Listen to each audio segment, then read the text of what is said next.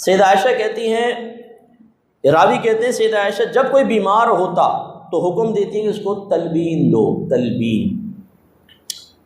اور بیماری یا ہلاکت کے قریب شخص کے لیے جو غم زدہ ہوتے تھے ان کے لیے فرماتی ہیں ان کو تلبین دو، اور فرمایا کرتی ہیں کہ بے شک میں نے نبی کریم صلی اللہ علیہ وسلم سے سنا ہے کہ بے شک تلبینہ مریض کے دلوں کو سکون دیتا ہے اور ان سے کچھ غم کو لے جاتا ہے۔ تلبینہ کسے کہتے ہیں؟ دلیے کو، تلبینہ دلیے کو کہتے ہیں۔ آپ نے دیکھا ہوگا جب بخار ہوتا ہے، کمزوری ہو جائے نا، ڈاکٹر کہتا ہے دلیا کھائیں آپ۔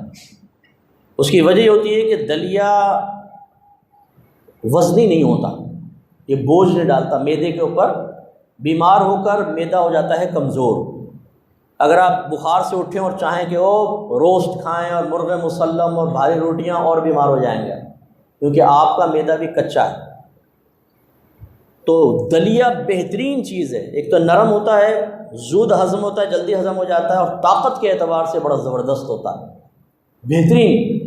کسی کو اگر جسم میں کمزوری محسوس ہو تو دلیا کھائے، صبح ناشتہ نہ کریں، صرف دلیا کھا لیں دودھ کے ساتھ ملا کر۔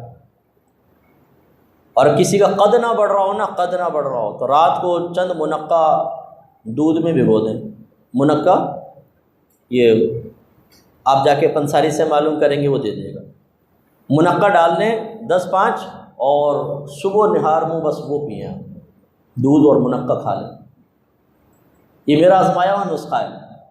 میرا قد تھا بہت چھوٹا، جب میں انٹر میں تھا، عائشہ بھوانی کالج میں پڑھتا تھا اس زمانے میں، اتنا چھوٹا قد تھا میرا، بالکل اتنا سا، میرے خیال میں 4 فٹ ہوگا میرا، اس سے بھی کم ہوگا بار۔